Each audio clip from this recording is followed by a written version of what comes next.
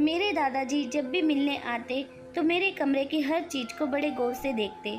फिर माँ को कहते, तेरी बेटी जवान हो गई है, इस पर नज़र रखा कर। यानी दादा मुझ पर शक करते थे। मुझे दादा पर बड़ा गुस्सा आता है। इस बार दादा ने माँ को बड़ी सख्ती से कहा, तुम्हें मेरी बात समझ क्यों नहीं आती है? हमारी इज्जत के साथ खेलना चाहती हो? जब बेटी किसी को मुंह दिखाने के काबिल नहीं छोड़ेगी, फिर करोगी मेरी बात पर यकीन। माँ दादा की बात सुनकर मुझे अपने साथ रखने लगी। एक रात मुझे प्यास लगी तो मैं पानी पीने के लिए उठी। मैंने जैसे ही लाइट ऑन की तो सर पर आसमान टूट पड़ा, क्योंकि मेरा नाम पूनम है। मेरे साथ वह सब हुआ जिसे सुनकर आपकी रूह तक कांप उठेगी। मैं यह बात भूल गई थी कि शैतान के रूप में बहुत इंसान हमारे आसपास मौजूद होते हैं। मेरी माँ बहुत अच्छी औरत थी। हम 5 बहनें थी, मैं सबसे छोटी थी। हमारे घर का माहौल बहुत अजीब सा था। मोहल्ले के लोग भी बातें किया करते, और जब से मैंने होश संभाला था, माँ ने तीसरी बार मोहल्ला बदला था। ना मुझे कहीं आने जाने नहीं देती थी।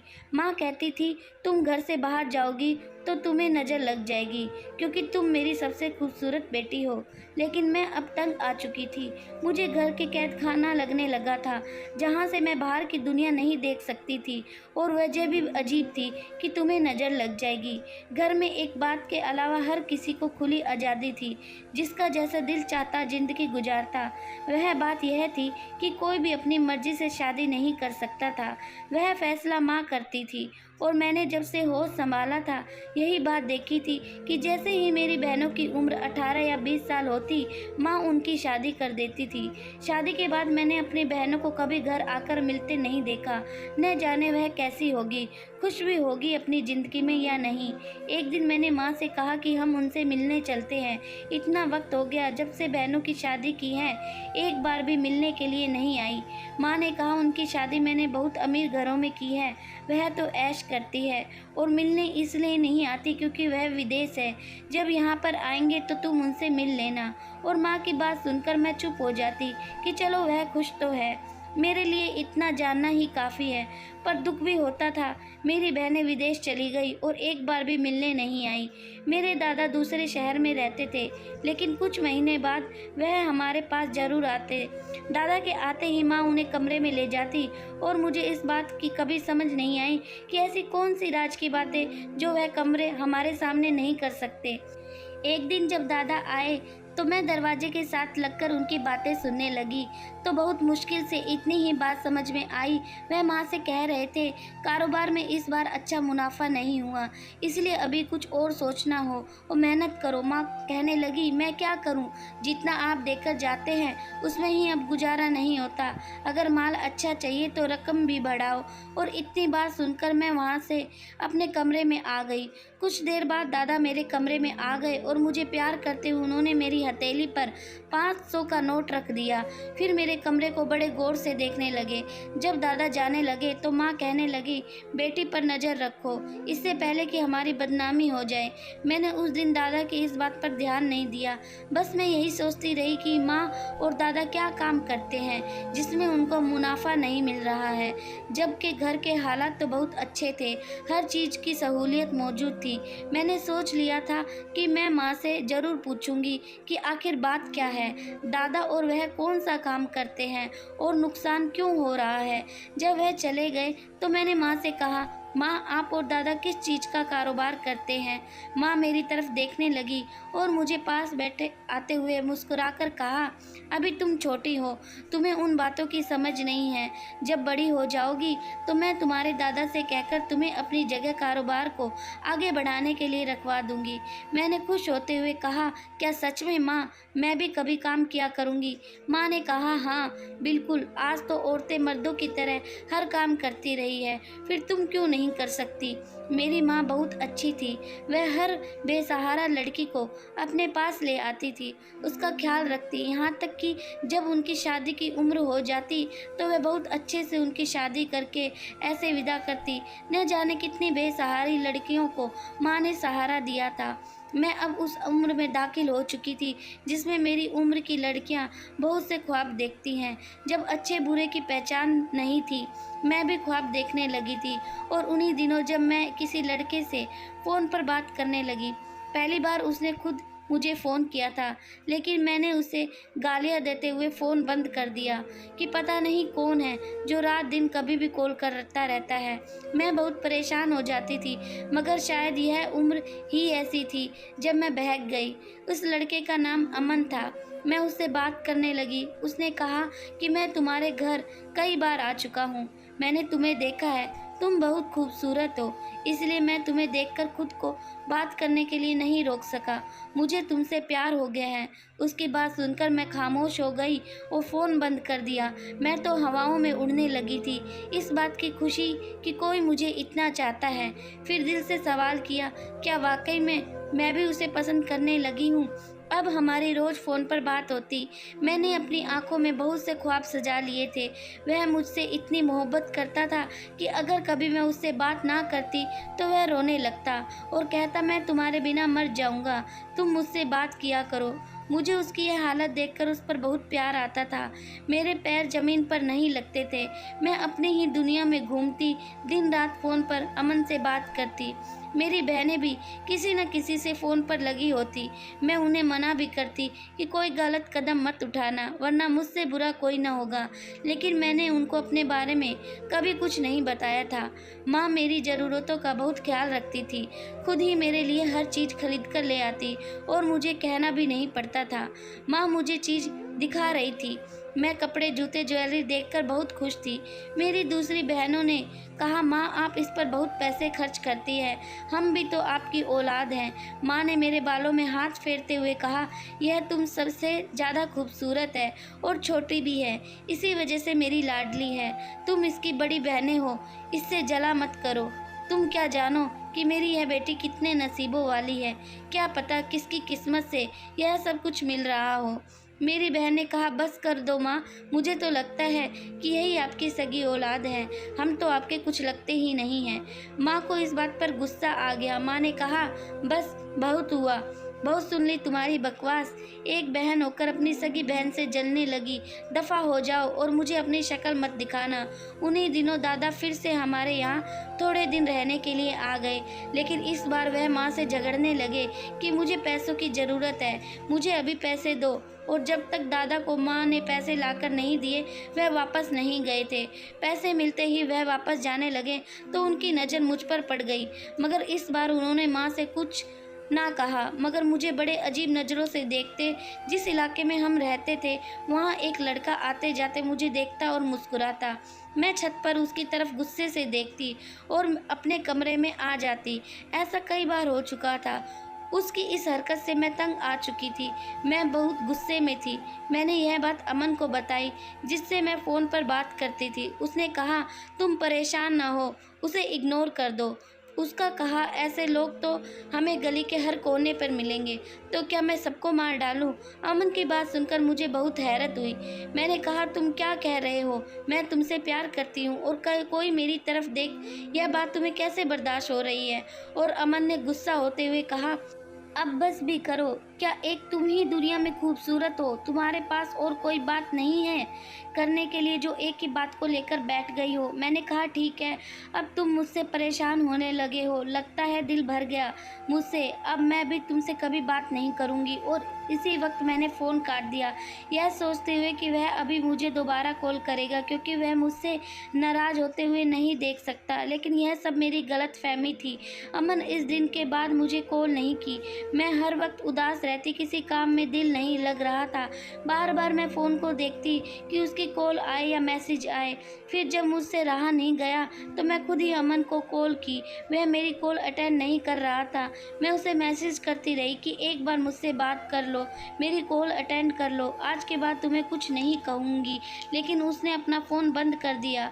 अब मैं जब भी कॉल करती तो नंबर बंद आ जाता। मैंने गुस्से में आकर मोबाइल दीवार पर दे मारा और रोने लगी कि वह ऐसे कैसे कर सकता है। वह तो मुझसे प्यार करता था, वह तो कहता था कि तुम्हारे बिना मर जाऊंगा, लेकिन कोई किसी के लिए नहीं मरता। सब बातें थी। माँ मुझे देखकर कहती है, तुमने अपना क्या हाल बना रखा है, क्या हुआ? मैंने कहा, कुछ नहीं, बस ऐसे ही दिल उदास है। मैंने कहा, माँ क्या मैं बाहर जा सकती हूँ? घर में बैठे बैठे कर परेशान हो चुकी हूँ, बाहर जाऊँगी तो थोड़ा फ्रेश हो जाएगा। मुझे लगा माँ पहले की तरह इस बार भी मुझे इनकार कर देगी। माँ कुछ देर सोचकर बोली, हाँ चली जाओ, लेकिन ख्याल रखना हालत अच्छी नहीं है। आज इतने वक्त बाद मैं घर से निकली। अमन की बेवफाई के दुख मैं खुद को भुला बैठी थी। जब बाजार की तरफ निकली तो वहाँ एक तरफ बहुत भीड़ थी, एक तरफ एक बूढ़ी औरत तोता लेकर बैठी थी। वह तोते से कहकर एक कार्ड उठाती और फिर उस पर लिखी हुई बात उसको बताती, जो सच निकलती। उसके पास बहुत से लोग जमा थे। मैं उन्हें देखती हुई आगे बढ़ गई। मुझे उन सब चीज़ों पर भरोसा नहीं था। भला राह चलते लोग क्या जाने दूसरे की किस्मत में क्या लिखा है। अगर ऐसा हो तो वह सबसे पहले अपनी किस्मत देखकर खुद से ठीक ना कर ले। मैं आगे बढ़ गई जब किसी ने अचानक मुझे हाथ से पकड़कर एक तरफ खींच लिया। मैं बहुत घबरा गई थी। मैंने कहा, कौन हो तुम? उसने रुमाल से अपना चेहरा छुपाया हुआ था। उसने कहा, तुम्हारा भला चाहने वाला। मेरे पास ज़्यादा वक्त नहीं है। इससे पहले कि कोई मुझे देख ले, मैं तुमसे यह कहने आया हूँ कि अपने आसपास वाले लोगों पर नज़र रखो। जो तुम्हें नज़र आ रहा है वैसा कुछ नहीं है। मैंने कहा, तुम क्या कह रहे हो? वह किसी को आता देखकर वह उसी वक्त वहाँ से चला गया। मैं दूसरी तरफ देखने लगी। जब मेरी नज़र अमन पर पड़ी, मैं उसकी तरफ चली गई। मुझे सामने देखकर उसे ताजुब नहीं हुआ। मैंने कहा, तुम कहाँ थे? ना मेरी कॉल अटेंड करते हो, ना मुझसे बात करते हो। उसने मुस्कुराते हुए कहा, मैं तुम्हारा गुलाम हूँ जो तुम्हारी मर्जी से सांस लूँ। मैंने कहा, जिस अमन को मैं जानती हूँ वह तो ऐसा नहीं था। उसने कहा, अमन समझो मर गया। उसने हाथ जोड़ते हुए कहा, अब मेरा पीछा छोड़ दो। मेरा तुमसे कोई रिश्ता नहीं है। तुम एक लड़की अमन के पास आकर बोली, तुम यहाँ क्या कर रहे हो? अब मैं कब से दुकान पर तुम्हारा इंतजार कर रही हूँ। मैंने उस लड़की से पूछा, तुम कौन हो और अमन के साथ क्या कर रही हो? उसने कहा, यह सवाल तो मुझे तुमसे पूछना चाहिए कि तुम मेरे मंगेतर के पास क्यों खड़ी हो। मैं उसकी बात पर कोई जवाब न दे सकी। उसके बाद वह चले गए, लेकिन मैं वहाँ से हिल ना सकी। वह इंसान जिससे मैं सबसे ज़्यादा प्यार करती, उसी के हाथों सबसे ज़्यादा दुख मिलता है, और यह बात मैंने आज जान ली थी। मैं वापस घर आ गई। मेरी बहन ने कहा, तुम तो बाजार गई थी और खाली हाथ आ गई, कुछ खरीदा नहीं। मैं अपनी सोच में घूमती रही। मुझे बाजू से पकड़कर हिलाया और कहा, यह किन सोच में गुम हो? मैंने कहा, कुछ नहीं, बस थक गई हूँ। मैं अभी कोई बात नहीं करना चाहती, कुछ देर के लिए अकेला रहना चाहती हूँ। उसने कहा, ठीक है, तुम अपने कमरे में चली जाओ। आज मुझे खुद पर बहुत अफसोस हो रहा था कि मैं कैसे उस धोखेबाज इंसान की बातों में आ गई। वह मुझसे बात करके टाइम पास कर रहा था और मैं उसको सच समझ बैठी, उसकी असलियत देख ही नहीं सकी। आज मुझे ऐसे सहारे की ज़रूरत थी जिसको दिल का हाल सुनाने के लिए लफ्ज़ों की ज़रूरत ना पड़े। वह दिल के कहे हुए मुझे समझ जाए। मेरी 2 और बहनों की शादी हो चुकी थी, अब मेरी बारी आने वाली थी। मैंने माँ से कहा, मैं शादी नहीं करूँगी। माँ मुस्कुराने लगी और बोली, तुम तो मेरी सबसे खुशकिस्मत बेटी हो। तुम्हारे नसीब से हमारे भी दिन बदलने वाले हैं। मुझे माँ की यह बात समझ नहीं आती। कुछ दिनों बाद दादा फिर से घर आए थे। इस बार दादा ने मुझे बड़े अजीब नज़रों से देखा और माँ को बड़े गुस्से से कहा कि तुझे मेरी बात समझ क्यों नहीं आती? तेरी बेटी जवान हो रही है, इसे अपने साथ सुलाया कर। मुझे दादा पर बहुत गुस्सा आता। उनके मेरे जवान होने से क्या मसला था जो वह इस तरह की बातें करते रहते थे। लेकिन अब माँ मुझे अपने साथ सुलाने लगी। जब आधी रात को माँ पानी पीने किचन में गई और मैं माँ की जगह लेट गई तो कोई आदमी मुझे माँ समझकर कहने लगा, बड़े साहब ने पैगाम भेजा है कि वह अब इंतज़ार नहीं कर सकते। उन्होंने कहा है कि वह जल्द से जल्द अपनी अमानत लेने के लिए आ रहे हैं, बस तैयारी शुरू करो। तब माँ वापस कमरे में आ गई और वह आदमी चला गया, लेकिन मैं उसे देख नहीं रही थी। फिर अचानक बाहर शोर की आवाज़ आई। दादा चिल्ला रहे थे कि घर में कोई चोर घुस आया है। मैं वहीं कमरे में लेटी उस आदमी की बात को सोच रही थी कि वह किस अमानत की बात कर रहा था। माँ के पास ऐसी कौन सी चीज़ है? एक दिन माँ घर पर नहीं थी, तब वह लड़का घर की दीवार कूदकर अंदर आ गया। मैंने कहा, तुम यहाँ भी आ गए? उसने कहा, मैं तुमसे मोहब्बत करता हूँ। वही लड़का था जो उस दिन गली में मुझे देखकर मुस्कुरा रहा था। मैंने कहा, तुम्हारी इतनी हिम्मत कि तुम यहाँ तक आ गए? उसने कहा, मैं जानता हूँ तुम मुझे पसंद नहीं करती, लेकिन मैं तुम्हें इस चुंगल से बचाना चाहता हूँ। मैंने कहा, तुम होश में तो हो ना? जानते हो क्या कह रहे हो? उसने एक कागज़ मुझे दिया और चला गया। पहले मैंने वह कागज़ फेंक दिया, लेकिन फिर कुछ सोचते हुए उठाकर पढ़ने लगी। उसमें लिखा था, यह लोग तुम्हें भी बेच देंगे, तुम यहाँ से भाग जाओ। मैंने वह कागज़ फाड़ दिया। मैंने सोचा, यह लड़का झूठ बोल रहा है, मुझे बहकाने के लिए ऐसी घटिया बातें कर रहा है। भला मेरी माँ ऐसा क्यों करेगी? मैंने इस बात पर यकीन नहीं किया। एक दिन माँ बहुत खुश थी। कमरे के बेड पर बहुत नए नए कपड़े और ज्वेलरी पड़ी थी। मैंने कहा, माँ यह सब क्या है? माँ ने मेरा माथा चूमा और कहने लगी, यह सब तुम्हारे लिए है, परसों तुम्हारी शादी है। मैं हैरान होकर माँ की तरफ देखने लगी। मैंने कहा, माँ यह आप क्या कह रही हैं? इतनी जल्दी मेरी शादी तय कर दी और मुझे अब बता रही हैं? माँ ने कहा, जहाँ तुम्हारा रिश्ता तय किया है वह बहुत अच्छे आदमी है, सारी जिंदगी ऐश करोगी और अपनी माँ को दुआएं दोगी। मैंने कहा, लेकिन मैं इतनी जल्दी शादी नहीं करना चाहती, आप उन्हें इनकार कर दें। मेरी बात सुनकर माँ एकदम गुस्से में आ गई। माँ ने कहा, मैं तुमसे कुछ नहीं कहा, तुम्हारी हर ख्वाहिश पूरी की। आज जब वक्त आया तुम्हारी माँ तुमसे कुछ मांग रही है तो तुम लगातार इनकार किए जा रही हो। मैंने कहा, ठीक है माँ, जैसे आपकी मर्जी। मेरी शादी का दिन आ चुका था। घर में हमेशा की तरह कोई मेहमान नहीं आया था, ना ही घर सजाया गया था। मेरी बहनों की दफ़ा भी ऐसा ही होता था। मैं दुल्हन बनी बैठी थी जब माँ और दादा कमरे में आए। आज दादा बहुत खुश थे। वह माँ से कहने लगे, भाई आज हमारी सही मेहनत वसूल हो गई। मैं तुमसे बहुत खुश हूँ। क्या हाथ मारा है तुमने? आज माँ और दादा मुझे अच्छे नहीं लग रहे थे। ऐसा लग रहे थे जैसे कोई बाजारी लोग आपस में बातें कर रहे हो। तभी वहाँ एक शख्स और उनके साथ एक बड़ी उम्र का आदमी आकर बैठ गया। उस बड़ी उम्र के आदमी ने मेरी तरफ बड़े अजीब नज़रों से देखा और माँ से कहा, वाह भाई, तुमने तो बड़ा खूब संभाल कर रखा है इस लड़की को। बोलो। यह सुनते ही मेरे पाँव तले से ज़मीन निकल गई। माँ भी हंस रही थी। माँ ने कहा, आपकी इस अमानत को बहुत संभाला है, बहुत मेहनत की है, तो मुँह मांगी रकम लूँगी। इस बड़ी उम्र के आदमी ने एक चेक काटा और माँ को दे दिया और कहा, अपनी मर्जी से रकम भर लो। माँ ने चेक हाथों में लेते हुए कहा, चलो तुम अपने असली वारिस के साथ चली जाओगी। मैं भूत बनी बैठी थी। एक माँ ऐसा भी कैसे कर सकती है? वह अपनी औलाद को अपने हाथों से कैसे बेच सकती है? यानी उस दिन जो उस लड़के ने कहा वह सच था। मैं भागने लगी, लेकिन दादा ने मुझे पकड़कर उस बड़े आदमी के हवाले कर दिया और कहा कि मुझे तो कब से इस लड़की पर शक हो गया था। यह लड़की घर से भाग जाएगी और हमारा कारोबार बंद कराएगी। तभी तो मैंने कहा था कि इस पर नज़र रखो। अब यह भागकर कहाँ जाएगी? फिर दादा ने मेरे हाथ उस 80 साल के बूढ़े के हाथ में दे दिया। मगर अचानक तूफान की तरह वही लड़का पुलिस के साथ हमारे घर पहुंच गया। पुलिस ने माँ को और बाकी लोगों को पकड़ लिया। वह बड़ी उम्र का आदमी कहने लगा, मैंने इस लड़की को पूरे 50 लाख में खरीदा है। पुलिस इंस्पेक्टर ने कहा, तुम्हारे जैसे घटिया लोगों की जगह अब जेल में है। पुलिस ने माँ से पूछा कि यह लड़कियों बेचने का काम तुम कब से कर रही हो? उन्होंने कहा, मेरी कोई बेटी नहीं है, मैं सबको राह चलते कहीं ना कहीं से उठाया था। मैं नहीं जानती सब लड़कियां किसकी औलाद है। मेरा तो बस यही काम था, इन्हें पार्टी संभालती और बिना शादी के आगे भेज देती। पुलिस ने उस औरत को, जिसे मैं माँ कहती थी, उसे मारना शुरू कर दिया और कहा, तुम एक औरत होकर दलाल बनी रही, तुम्हें शर्म नहीं आई? और उस बूढ़े आदमी को भी हथकड़ी पहना दी जो मेरे दादा बने हुए थे और उस औरत के बिजनेस पार्टनर थे। मुझे लगा मैं कोई ख्वाब देख रही हूँ, एक ऐसा बुरा ख्वाब जिसकी सच्चाई इतनी भयानक थी। मोहल्ले वाले माँ के बारे में सही कहते थे, इसलिए माँ हर मोहल्ला बदल लेती थी और हर लड़की की 18 साल होते ही शादी कर देती थी। पुलिस उन लड़कियों को भी ले गई जिनको मेरी माँ ने कहा था कि ये लावारिस है, और सारी बात मेरी समझ में आ चुकी थी। पर मैं उस लड़के की एहसानमंद थी जिसने मुझे और बहुत सी लड़कियों को उन घटिया लोगों के चुंगल से बचाया था। वक्त गुजर जाता है और सही चेहरे सामने आ जाते हैं। उस लड़के का नाम राहुल था। वह मुझे पसंद करता था। मैंने उससे शादी कर ली। हमने वह शहर छोड़ दिया और एक नई जगह आकर बस गए। राहुल बहुत अच्छा इंसान है, उसने मेरा बहुत साथ दिया है।